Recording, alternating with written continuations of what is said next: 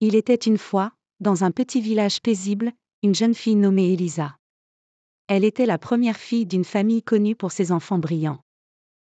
Son père était instituteur, sa mère infirmière, et ses 2 frères aînés avaient toujours eu d'excellents résultats scolaires. On racontait dans le village que chez eux, l'excellence coulait dans les veines. Elisa, elle, était différente. Elle aimait lire, rêver, observer les oiseaux, dessiner dans les marges de ses cahiers. Elle était curieuse, mais son esprit voyageait souvent plus vite que ses cours.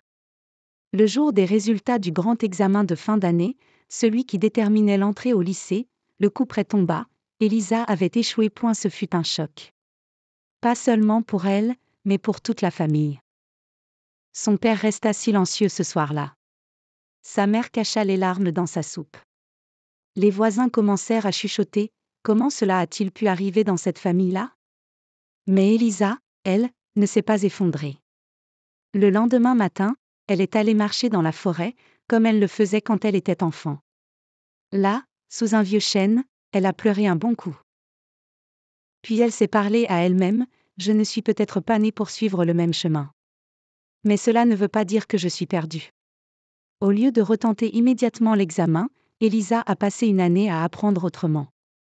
Elle a lu des livres qui l'inspiraient, a pris des cours du soir, et surtout, elle a découvert sa passion, raconter des histoires, en mots et en images. Elle a commencé à écrire, à dessiner, à créer. Son échec est devenu une graine. Des années plus tard, Elisa est devenue une autrice et illustratrice reconnue. Ses livres ont touché des milliers d'enfants, leur montrant qu'il n'existe pas une seule manière de réussir. Et ses parents ? Ils sont devenus ses plus grands admirateurs. Un jour, son père a même dit : « C'est drôle. On pensait qu'elle avait échoué. En fait, elle ouvrait un autre chemin pour nous tous. » Elisa fut la première à échouer, mais aussi la première à montrer que la vie ne suit pas toujours la ligne droite des examens. Parfois, les détours mènent aux plus beaux paysages. Cette histoire t'a dit quelque chose ? Dis-le nous en commentaire et n'hésite pas surtout de t'abonner pour plus d'histoires percutantes et intéressantes.